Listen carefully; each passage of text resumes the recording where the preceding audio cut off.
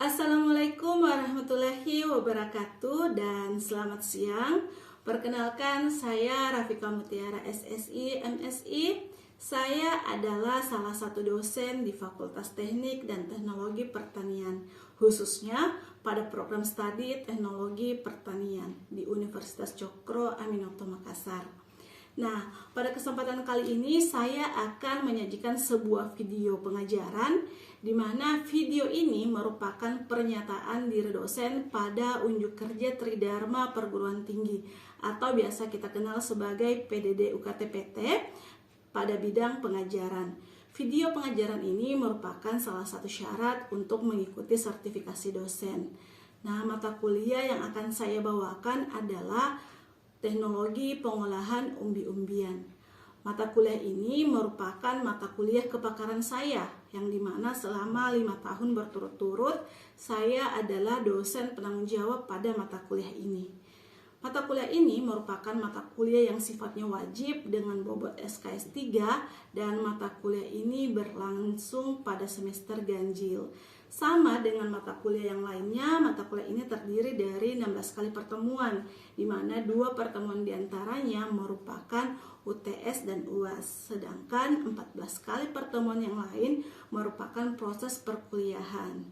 Nah, pada saat proses perkuliahan berlangsung selama 1 semester ini, metode pengajaran perkuliahan yang kita terapkan adalah metode hibrid. Nah, metode hibrid ini menggabungkan proses perkuliahan yang dilakukan secara offline atau tatap muka langsung yang dilakukan di kampus dan metode pengajaran atau perkuliahan yang dilakukan menggunakan aplikasi platform digital, dalam hal ini aplikasi via Zoom.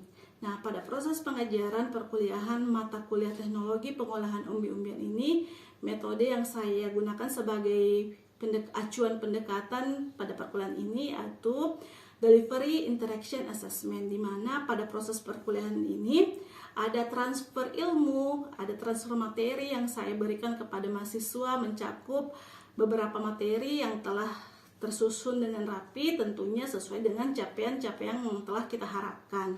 Nah, di dalamnya ada proses interaksi. Interaksi yang dimaksud adalah interaksi saya selaku dosen dan interaksi antara mahasiswa dan interaksi antara saya dan mahasiswa.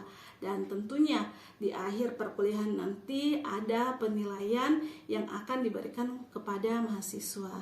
Nah, adapun komponen penilaian yang saya berikan kepada mahasiswa itu mencakup 5 hal penting. Yang pertama yaitu kehadiran, kuis, tugas, UTS, dan UAS. Nah, di mana bobot masing-masing penilaian ini yaitu untuk kehadiran, kuis, dan tugas itu masing-masing sebesar 10%. Sedangkan untuk UTS dan UAS yaitu dengan bobot 35%. Nah, adapun tugas yang saya berikan kepada mahasiswa itu dapat berupa tugas individu maupun tugas yang diberikan secara berkelompok. Nah, pada proses pengajaran mata kuliah Teknologi Pengolahan Umbi-umbian ini ada beberapa metode yang saya gunakan. Yang pertama yaitu ada metode ceramah, yang kedua ada diskusi, dan ada proses tanya jawab. Nah, pada metode ceramah ini saya berusaha menyampaikan materi-materi yang terkait dengan teknologi pengolahan umbi-umbian. Saya memberikan materi itu secara lisan dan pertemuan perkuliahan secara langsung. Dan yang kedua yaitu metode diskusi. Pada metode diskusi ini mahasiswa diharapkan untuk mampu memberikan ide, gagasan maupun apresiasinya terhadap sebuah topik-topik diskusi, di mana topik-topik diskusi ini telah saya tentukan sebelumnya. Misalnya terkait mata kuliah ini misalnya adalah masalah tentang keamanan pangan dari pengolahan umbi-umbian itu sendiri. Sedangkan pada proses tanya jawab, nah biasanya proses perkuliahan tanya jawab ini berlangsung di awal dan di akhir perkuliahan. Nah, adapun deskripsi singkat mengenai mata kuliah ini. Nah, mata kuliah Teknologi Pengolahan Umbi-umbian ini, pada mata kuliah ini kita diberikan informasi, pengetahuan, pemahaman mengenai umbi-umbian yang ada di negara kita, baik itu secara biologi maupun secara morfologisnya. Selain itu, selain mengetahui jenis-jenis umbi yang ada, kita juga diberikan informasi bagaimana mengolah umbi-umbian tersebut sampai menghasilkan sebuah produk. Produk apa yang dimaksud? Produk yang dihasilkan dari teknologi pengolahan ini bisa berupa produk yang berupa pangan maupun produk yang berupa non-pangan. Seperti apa produk yang non-pangan atau pangan ini sendiri? Produk yang bersifatnya pangan itu bisa berupa pati, kue kering, mie, dan berbagai jenis-jenis tepung-tepungan yang tentunya berasal dari pengolahan umbi-umbian itu sendiri. Selama mata kuliah ini berlangsung, ada beberapa referensi yang saya gunakan untuk mendukung proses berjalannya mata kuliah saya. Yang pertama yaitu dari Winarno dengan buku Kimia Pangan dan Gizi, Astawan Pangan Fungsional, Konsep Pengembangan dan Aplikasinya. Dari Yuliani ada pengolahan umbi lokal berbasis teknologi pangan. Ada Wibowo terkait dengan tepung fungsional dari umbi lokal. Dan ada dari Suprapti yaitu tentang potensi umbi lokal sebagai bahan baku industri pangan. Dan selain dari referensi dari buku yang saya sebutkan tadi, ada banyak referensi yang terkait dengan artikel jurnal yang membahas tentang teknologi pengolahan umbi-umbian. Selain itu ada dari aplikasi YouTube di mana saya mengunduh secara langsung video-video terkait tentang pengolahan umbi-umbian, di mana video ini saya tampilkan secara visual kepada mahasiswa agar mahasiswa mampu melihat bagaimana proses dari pengolahan umbi-umbian, misalnya proses pengolahan umbi porang, mulai dari video prapanennya, perlakuan pasca panen, sampai pada menghasilkan tepung porang itu sendiri. Itu salah satu contoh video yang saya perlihatkan kepada mahasiswa untuk mendukung perkuliahan saya. Nah, adapun CPL yang akan dicapai pada mata kuliah ini yaitu yang pertama, mampu menerapkan prinsip dasar teknologi hasil pertanian. CPL yang kedua, mampu menganalisis dan mengembangkan produk berbasis sumber daya lokal. Dan yang ketiga, mampu berkomunikasi efektif dan bekerja sama dalam tim. CPL yang keempat, menunjukkan sikap profesional, bertanggung jawab, dan peduli terhadap keamanan pangan. Sedangkan untuk capaian pembelajaran mata kuliah atau CPMK, beberapa diantaranya adalah memahami karakteristik bahan baku umbi-umbian, menjelaskan prinsip dasar teknologi pengolahan umbi-umbian, merancang proses pengolahan produk pangan berbasis umbi-umbian, memahami teknik pengembangan produk berbasis umbi-umbian. Dan CPMK selanjutnya yaitu menunjukkan kemampuan komunikasi dan kerja tim dalam penyusunan proyek teknologi pengolahan umbi-umbian. Untuk sub CPMK itu sendiri, yang pertama yaitu mahasiswa mampu menjelaskan jenis dan karakteristik dari umbi-umbian. Mahasiswa mampu memahami proses teknik pengolahan umbi-umbian baik pada produk pangan maupun produk non-pangan, dan kemudian mengidentifikasi kandungan gizi dan komponen fungsional dari berbagai jenis umbi-umbian. Dan sub CPMK selanjutnya yaitu menganalisis faktor pasca panen yang mempengaruhi mutu dan daya simpan umbi-umbian. Dan sub CPMK selanjutnya yaitu menganalisis pengaruh proses terhadap kandungan gizi, nutrisi, senyawa bioaktif pada umbi-umbian. Nah, itu adalah beberapa sub CPMK yang ada pada mata kuliah ini. Nah, demikianlah dari deskripsi mengenai mata kuliah teknologi pengolahan umbi-umbian. Nah, untuk melihat secara langsung bagaimana proses belajar mengajar pada mata kuliah ini, kita akan berinteraksi langsung dengan mahasiswa dengan membahas materi mengenai tepung porang.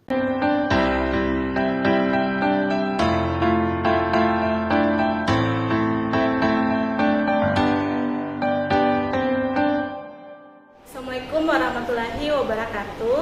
Waalaikumsalam warahmatullahi wabarakatuh. Dan selamat siang. Siang, Ibu. Nah, jadi hari ini kita akan melanjutkan materi kita pekan lalu.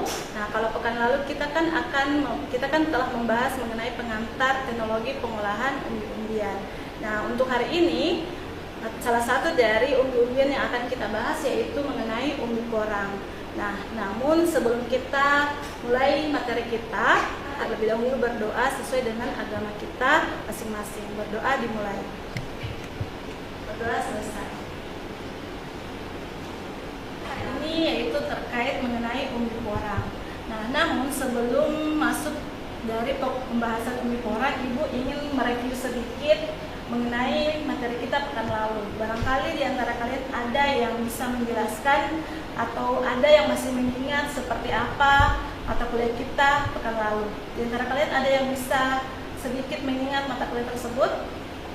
Akan sedikit menjelaskan materi Ibu yang minggu lalu, yaitu pengertian umbi dan jenis-jenisnya. Pengertian umbi. Umbi adalah organ tumbuhan yang mengalami perubahan bentuk, ukuran, dan bentuk atau pembengkakan sebagai akibat dari perubahan fungsinya. Organ umbi ini yang terutama yaitu batang, akar, dan modifikasinya. Umumnya umbi berada di bawah permukaan tanah, tetapi ada juga yang berada di atas permukaan tanah. Yang kedua yaitu jenis-jenis umbi. Jenis umbi berdasarkan asal kejadiannya. Yang pertama umbi batang, yang kedua umbi rizoma, yang keempat umbi berlapis. Itu tadi materi kita pekan lalu. Nah, materi kita pekan lalu itu mengenai dari mana sebenarnya umbi-umbian itu dan dari jenis umbi-umbian sendiri, karena umbi itu sendiri tidak hanya berasal dari tidak hanya berasal dari seperti singkong, kentang, dan lain sebagainya, tapi ada juga jenis umbi-umbian lain, misalnya bawang juga termasuk umbi-umbian, itu umbi lapis. Nah, di dalam materi umbi porang ini ada beberapa capaian yang harus kita pelajari. Yang pertama, kita harus mengetahui apa sebenarnya itu umbi porang, di mana dia bisa tumbuh dan seperti apa struktur tanah di mana umbi porang itu sendiri bisa tumbuh, dan selanjutnya kita akan mengetahui bagaimana proses panen dari umbi porang itu sendiri. Gejala, apakah dia harus bisa langsung dimakan atau tidak. Nah, untuk lebih jelasnya kita akan masuk ke materi selanjutnya. Kali ada di antara kalian yang pernah berinteraksi dengan umbi porang? Ada yang pernah berinteraksi dengan umbi porang atau pernah melihat? Saya Bu. Gimana? Di kampung kemarin. Nah, karena umbi porang ini sebenarnya banyak namanya, bergantung dari daerahnya, dan tanamannya itu sedikit berbeda. Dia itu berbentuk seperti ini. Untuk umurnya dia berbentuk seperti ini, sedangkan untuk buahnya biasanya itu buahnya besar seperti kelapa, dan di bagian permukaan itu dia bentol-bentol. Dia bertekstur tidak seperti kayak bengkoang, singkong. Dia kan umbi seperti itu kan mulus, tapi kalau untuk umbi porang teksturnya dia tidak mulus seperti itu. Daun porang sendiri berbentuk daunnya itu lebar dengan ujung yang runcing dan berwarna hijau muda, dan banyak terdapat tulang daun di setiap helai daunnya. Dan yang paling menonjol yaitu akar tanaman. Akar tanamannya ini memiliki serat yang halus dan berwarna kuning, dan juga memiliki bintik-bintik di bagian permukaan dari umbi tersebut. Ini Asiae dan Venus Amacus. Daunnya itu pada suhu 25 sampai 35 derajat Celcius. Dengan suhu optimal pertumbuhan yaitu 22 sampai 30. Jadi dengan suhu iklim seperti inilah umbi porang itu dapat tumbuh.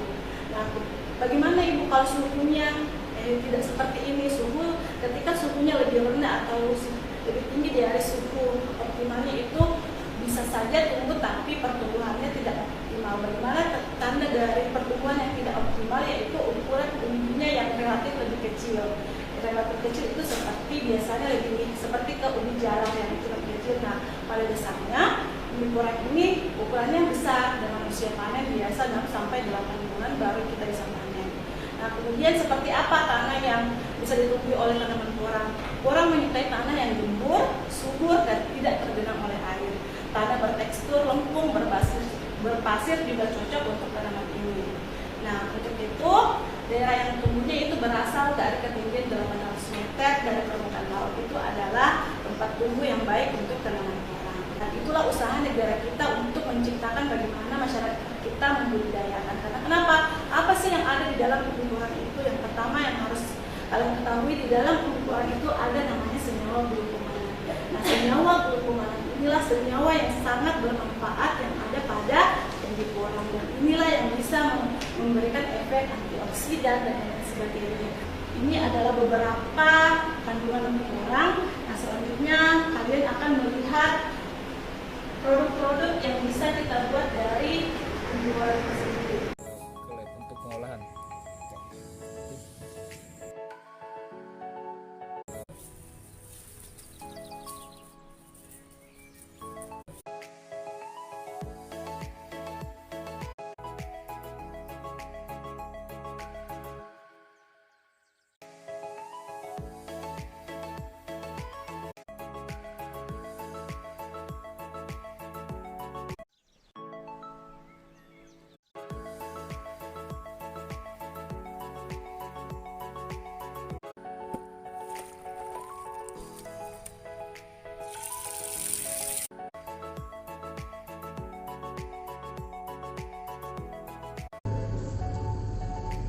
Langsung saja kita tepungkan.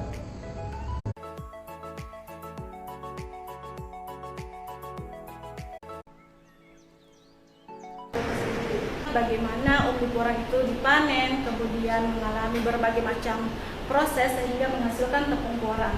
Nah, di audiovisual tadi yang kalian lihat, mungkin kalian ada yang bisa merangkumkan sebenarnya apa-apa sih step yang harus dilewati umbi porang ini untuk menjadi tepung porang. Ada yang bisa menjelaskan? Saya Bu. Baik, terima kasih atas kesempatan yang diberikan kepada saya. Saya akan menyimpulkan hasil bagaimana cara pengolahan dari umbi porang tersebut. Yang pertama, tahap pertama, umbi porang harus dipanen dulu. Setelah itu kita masuk ke tahap pencucian. Setelah tahap pencucian kita masuk ke tahap pemotongan dengan ukuran setipis-tipisnya. Nah, setelah itu kita masuk di tahap pencucian kembali dengan menggunakan air garam dan air bersih. Nah, setelah itu kita masuk ke tahap pengeringan. Nah, di tahap pengeringan kurang lebih 2-3 hari tahap pengeringan tersebut. Setelah dari itu kita masuk ke tahap produksi atau cara pembuatan dari tepung porang berasal dari umbi porang itu sendiri. Terima kasih dari saya. Panen, pencucian, pengupasan, kemudian dihancurkan, lalu dicuci berulang kali sampai menghasilkan tepung porang. Nah, untuk hari ini pekan depan kita akan masuk dengan umbi yang berbeda. Pekan depan kita akan membahas mengenai ubi jalar. Jadi ibu harap kalian semua sebelum masuk ke dalam kelas ibu bisa membaca ataupun membaca artikel ataupun jurnal yang terkait dengan pengolahan dari ubi jalar itu sendiri. Sekian dari ibu, terima kasih atas kehadirannya untuk pertemuan kita hari ini. Wabillahi taufiq wal hidayah. Wassalamualaikum warahmatullahi wabarakatuh.